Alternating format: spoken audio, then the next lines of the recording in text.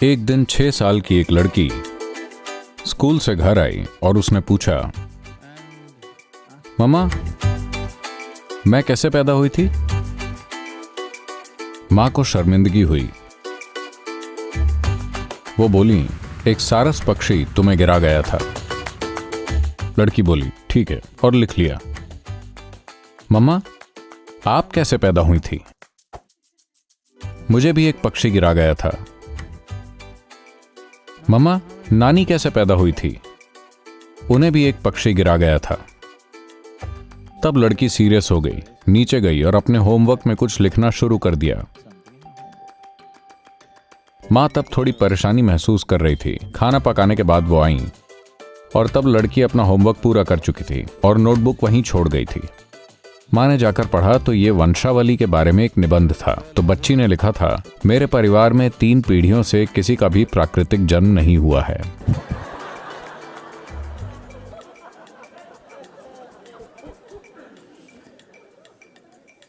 तो इन बेतुके आइडियाज की वजह से या तो हम किसी चीज को बहुत बड़ा चढ़ा देते हैं या फिर हम बेवजह छुपाने की कोशिश करते हैं। इसकी आपकी जिंदगी में एक भूमिका है। अगर आप इसे बहुत बड़ा चढ़ा लेंगे तो यह आपके दिमाग में एक विकृति बन जाएगा। अगर आप इससे दूर रहना चाहेंगे तो आप अपने मन में और भी ज्यादा विकृत हो जाएंगे।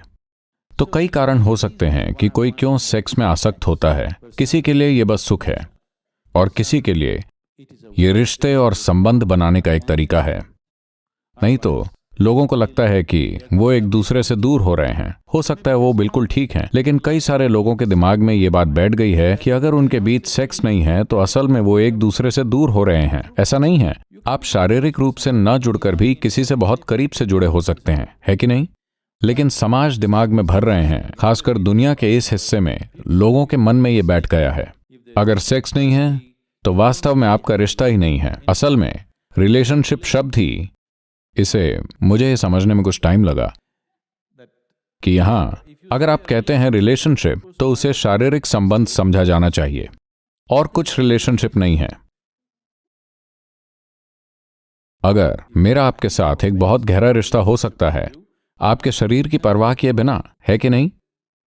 हां, आपके शरीर के प्रति मेरा कोई आकर्षण नहीं है, पर मेरा आपके साथ एक बहुत गहरा संबंध हो सकता है। पर ये सभी संभावनाएं पूरी तरह से खत्म कर दी गई हैं। एक रिलेशनशिप मतलब आपको किसी तरह से शरीर से जुड़ा होना होगा, पुरुष महिला या पुरुष पुरुष महिला महिला, जो भी आपको पसंद हो। पर असल में शरीर से बने रिश्ते, किस तरह का शरीर वो व्यक्तिगत चॉइस है, पर असल में शारीरिक संबंध। ऐसा इसलिए हुआ क्योंकि कहीं ना कहीं शरीर के साथ हमारी पहचान सामान्य स्तर से आगे निकल चुकी है। शरीर के साथ जरूरत से ज्यादा पहचान जुड़ी है। इसलिए शारीरिक रिश्ते समाज का मुख्य बिंदु बन गए हैं। असल में ज्यादातर कामुकता जो इस दुनिया में हो रही है वो बस एक स्तर की विवशता के चलते हो रही है कि नहीं? विवशता में बंध कर हो रही है। आखिरकार अभी मैं बोल रहा हूं, ये एक तरह की ऊर्जा है। आप मुझे देख रहे हैं, ये एक तरह की ऊर्जा है। आप मुझे सुन रहे हैं, वो एक तरह की ऊर्जा है। ये इसी जीवन ऊर्जा की अलग अलग अभिव्यक्तियां हैं, है ना? अब कामुकता भी उसी ऊर्जा की एक और अभिव्यक्ति है। तो व्यक्ति को यह तय करना चाहिए कि उसकी कितनी ऊर्जा किस दिशा में वो लगाना चाहता है, क्योंकि आखिरकार आप एक सीमित मात्रा की ऊर्जा हैं, है ना? देखिए, यह ऐसा है कि आपकी कुछ आमदनी है। मान लेते हैं आपके पास महीने के 50,000 रुपए हैं।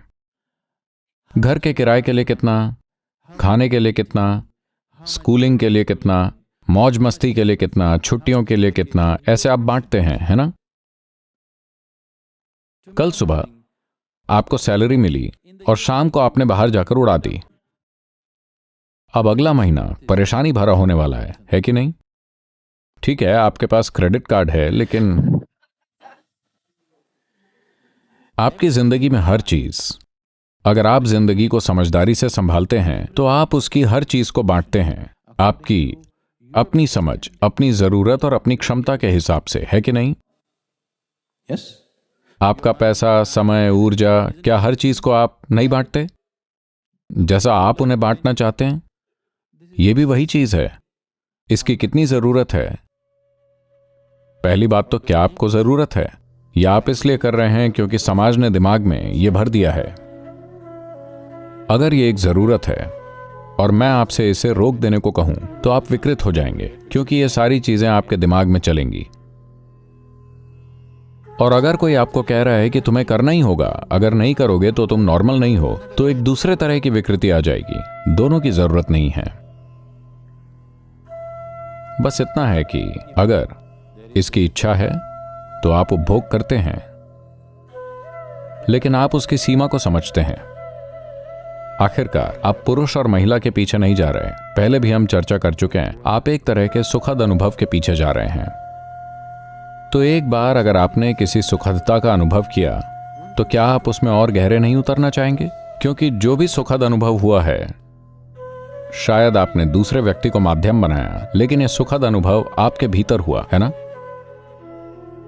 तो मान लीजिए वैसे भी यह अनुभव आपके भीतर हो रहा है, दूसरा व्यक्ति इसे खोलने की बस एक चाबी है। तो क्या आप चाबी को अपने हाथों में नहीं रखना चाहेंगे? हां, यानी कि अगर आप ऐसे बैठें तो आप चालू हैं पूरी तरह से। आपको किसी की जरूरत नहीं, क्योंकि किसी से सुख लेने के लिए आपको कई तरह के नाटक करने पड़ते हैं। ये यूं ही नहीं हो जाता। इसे अंग्रेजी में कोटिंग कहते हैं।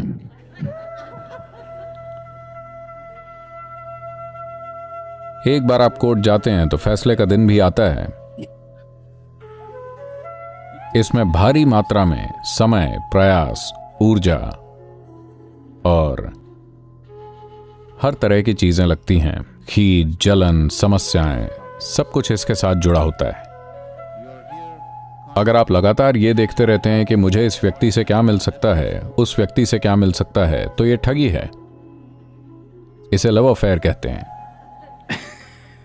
पर यह ठगी है।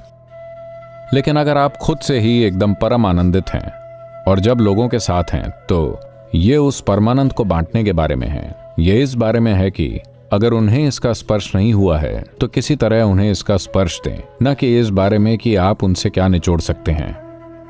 तब आपके जीवन की पूरी बुनियाद बदल जाती है।